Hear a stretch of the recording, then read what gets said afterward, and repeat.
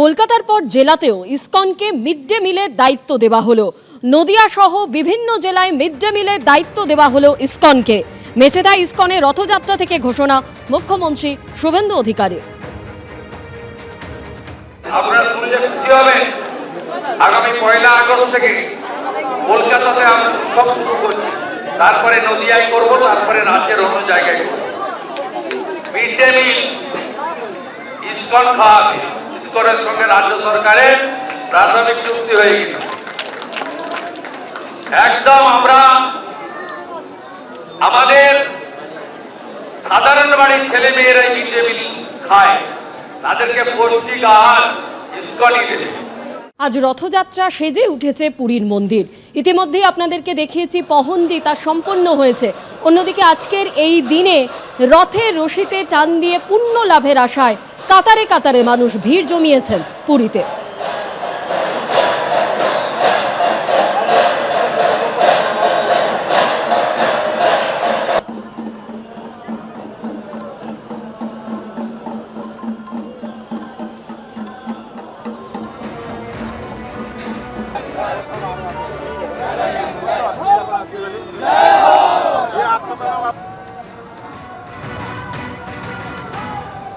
সরাসরি পুরী থেকে আমাদের প্রতিনিধি অর্ণব মুখোপাধ্যায় আমাদের সঙ্গে রয়েছেন। অন্যদিকে হলদিয়ার ছবিও আপনাদের সামনে তুলে ধরবো, আরেক প্রতিনিধি বিটন চক্রবর্তী সেখান থেকে রয়েছেন। অর্ণব, শুরুতেই তোমার কাছে আসবো, এই মুহূর্তে ঠিক কি ছবি পুরীতে?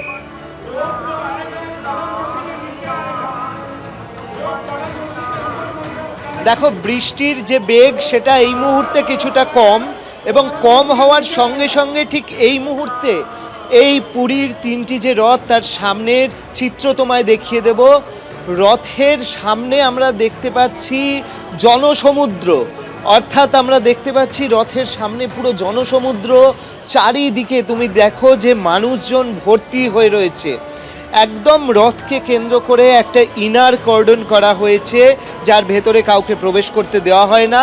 এবং ইতিমধ্যেই কিন্তু বলভদ্রের যে রথ সেই রথে টান পড়েছে। বলভদ্রের রথ আমরা এখনো দেখতে পাচ্ছি যে বলভদ্রের রথ কিন্তু এগিয়ে যাচ্ছে। আমাদের চিত্রগ্রাহক প্রতিনিধি ভগবান শাহকে দেখাতে বলবো যে বলভদ্রের রথ, সেই রথ কিন্তু এগোচ্ছে। এবং তারপরে বলভদ্রের এই রথের পরে টান শুরু হবে দেবী সুভদ্রার, এবং তারপর জগন্নাথ দেবের যে রথ সেই রথ কিন্তু টান শুরু হবে। এবং এখানে তুমি এই ভিড় দেখেই বুঝতে পারছো যে এখানে ঠিক কত মানুষ এসছেন। যেহেতু বৃষ্টির বেগটা একটু কমেছে, তার জন্য মানুষের ভিড় আরও বাড়ছে। এবং দ্বিতীয় একটা জিনিস বলে রাখা ভালো যে এখানে যেহেতু আমরা দেখতে পাচ্ছি যে সকাল থেকে বৃষ্টি হচ্ছে, কিন্তু তাতেও মানুষের খামতি নেই। বৃষ্টিকে উপেক্ষা করে বৃষ্টিতে ভিজতে ভিজতে তারা এখানে এসছেন। শঙ্করাচার্য তিনি এসছেন বৃষ্টির মধ্যে ভিজে, তিনি তার যে প্রথা সেই পালন করেছেন। রাজা এসছেন রাজবাড়ি শ্রীনগর থেকে, বৃষ্টির মাথায় নিয়েই তিনি এসছেন, তার যে রাজনীতি সেটা পরিচালনা করছেন। মানুষজন এসছেন, তারা বিভিন্ন জায়গা থেকে এসছেন। এবং বলভদ্রের যে রথ সেই রথে টান শুরু হয়েছে। আপনি কোথা থেকে আসছেন? আগরপাড়া থেকে। কিরম লাগছে? দারুণ, আমি তো প্রত্যেক বছরই আসি। এই বছরে আরো প্রাণ বেশি দেখতে পাচ্ছে, কারণ বৃষ্টি পড়ছে বললে। অবশ্যই। कैसे लग रहा है इधर? बहुत अच्छा लग रहा है। अयोध्या से, यूपी से। जी। अच्छा, श्री राम जी के चरण से अब जगन्नाथ जी के चरण में आ गए। जी जी, बहुत अच्छा लग रहा है, बहुत अच्छा है। দেখো, অযোধ্যা থেকে এসছেন এবং কলকাতা থেকেও এসছেন। তারা এসছেন এখানে এই রথযাত্রা দেখার জন্য। দুবাই থেকেও এসছেন প্রচুর মানুষ। এবং আমরা দেখতে পাচ্ছি যে এই রথযাত্রায় রথের রশিতে কিন্তু টান পড়ে গিয়েছে।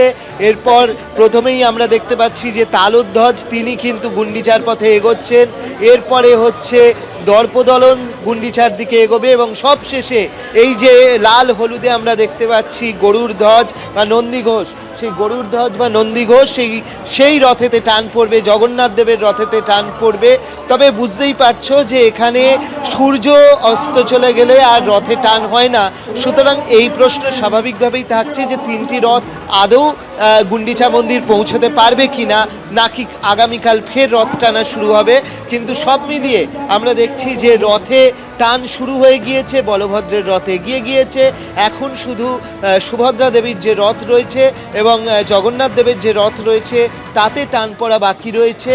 এবং রথের পিছন দিকে তুমি দেখো যে কি সুন্দর এখানে আয়োজন করা হয়েছে, যে পুরো বক্স লাগানো যে গাড়িগুলো রয়েছে, এই গাড়িগুলো কিন্তু পুরো রাস্তায় যাবে হচ্ছে রথের পিছন পিছন, এবং তারা নির্দেশ দেবেন যে কোথায় কি করতে হবে, ঠিক কিভাবে টানতে হবে, সমস্ত নির্দেশ দিতে দিতে তারা যাবেন। এবং সেই নির্দেশ অনুযায়ী রথ কিন্তু গুন্ডিচা একেবারে অর্ণব, আমরা সেই ছবি দেখতে পাচ্ছি, রথের রশিতে টান পড়েছে এবং আজকের এই বিশেষ দিনে পুণ্য লাভের আশায় দেশ বিদেশ থেকেও হাজির হয়েছেন বহু মানুষ। আপাতত তুমি আমাদের সঙ্গে থাকো।